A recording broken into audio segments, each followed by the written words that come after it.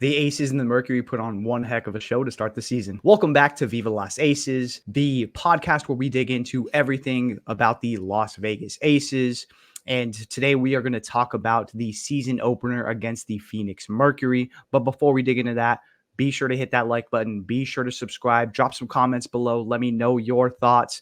And we'd really appreciate it. This podcast is brought to you by the Deep Dig A Sports Network. So be sure to subscribe. All right. Well, digging into the season opener between the Las Vegas Aces and the Phoenix Mercury, it was crazy. It was so loud in there. You could see that during the fourth quarter, which it probably shouldn't have been, interviewing the coaches during the second half of the game. It probably should have been a first half thing.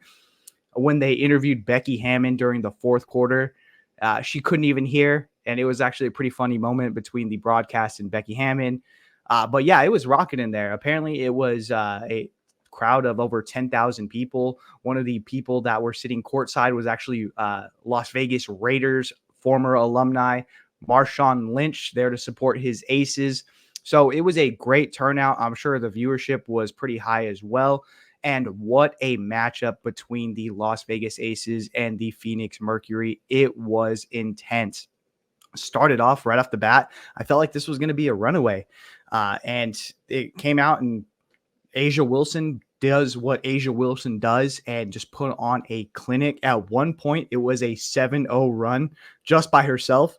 I think they ended up being a 9-2 run, but it looked like the Aces were just going to walk through the Mercury, especially because A'ja Wilson has that size. She has the skill. She was showcasing her footwork around the rim, then getting out into space and creating shots for herself.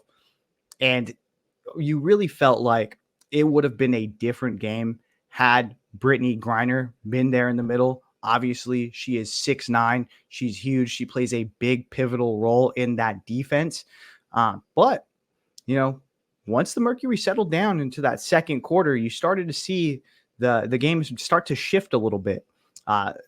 Obviously, the Aces were without point guard Chelsea Gray, and so Kelsey Plum has to step up and run the offense for the foreseeable future. Becky Hammon has come out and said, hey, Chelsea's a little bit dinged up. We're not going to rush her. We're not going to make this a life or death thing. Let's go ahead and take it slow, and we'll evaluate in a couple weeks and see where we're at.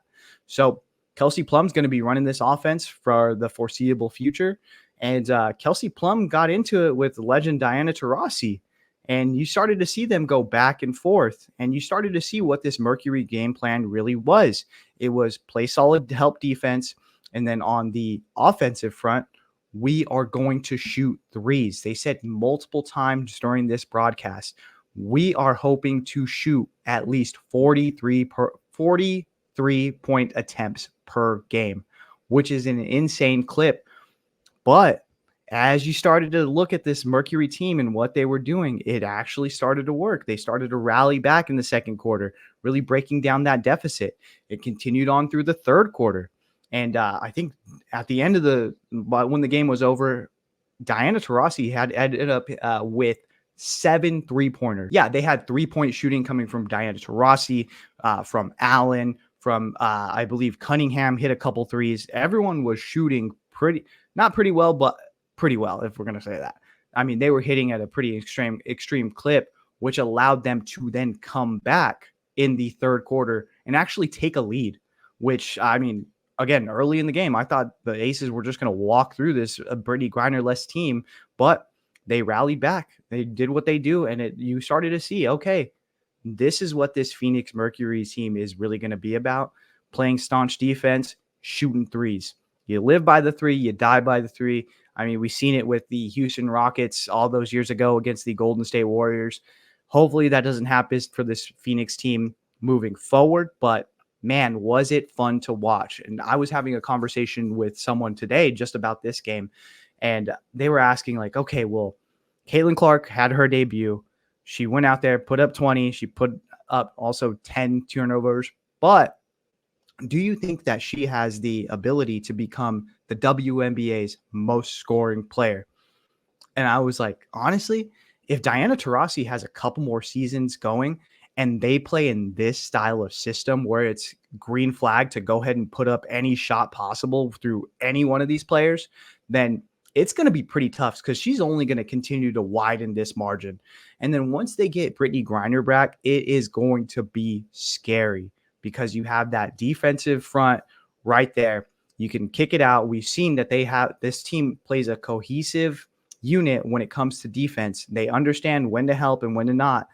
But I mean, at the end of the day, Aces just have too much talent.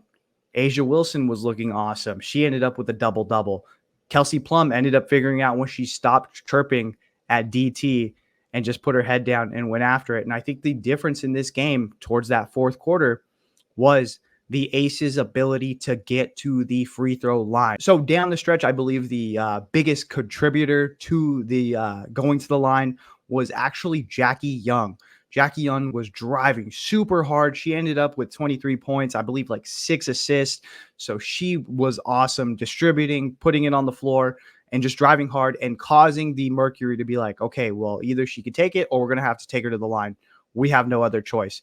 And that was the difference in this Aces game, was the ability to get to the line and make those free points work for them. I honestly, the score was, it ended up being 89-80, but this was a very close game from the second quarter all the way through to the end of the fourth. I believe it was only a 3-point game with 1 minute and 3 seconds left. But of course, because you have to get into foul trouble or you have to do all those things at the end of the game to conserve time, they ended up pushing it. But man, what a close game. What an awesome game by both sides. If you're a Phoenix Mercury fan, you've got to be excited about what's to come because you see what the vision is. You know, if we get all of these shooters shooting and we get Brittney Griner back, we are going to be a force to be reckoned with. And then on the other side, if you're the Aces, you feel good about this. You're like, okay, we know every game that we play, we are going to get that team's best week in, week out. We know that they are going to be gunning us because we are back-to-back champs. We are looking to three-peat. This is everybody's Super Bowl. You got to feel good about Kelsey Plum running this offense because once she settled down, again, stopped chirping towards DT, really figured out the offense. She was then I know they had kind of thrown this out there. A'ja Wilson talked about Kelsey Plum and said that she's their dog. They have to keep her on a leash, but she's getting better at figuring out when to let loose and when to rein it in. And I think down the stretch of this game, she figured out when to rein it in. And she ended up with, I think, 19 points. So doing pretty efficient scoring as well. I think you've got to feel good if you're the Aces moving forward. You know that you are going to get Chelsea Gray back at some point during this season. You have probably the best player in the WNBA in A'ja Wilson. If I had to put some money on someone winning the MVP, it would be her. I actually might do that, so we'll see. But you've got to feel good. It's another win under your belt. They're going to be staying in Vegas, and they're going to be taking on the LA Sparks. That's going to be a fun game. I think that one's going to be an easy win, but we'll see how they end up playing. I know the Sparks had a couple of roster pieces move over the last couple of days, so we'll end up seeing. But excited for it. Be sure to tune in. I believe that one's on ABC, so we're getting some pretty good coverage here. So be sure to subscribe. Be sure to drop some comments below. Let me know your thoughts on both the Aces and the Mercury, and I'll see you later.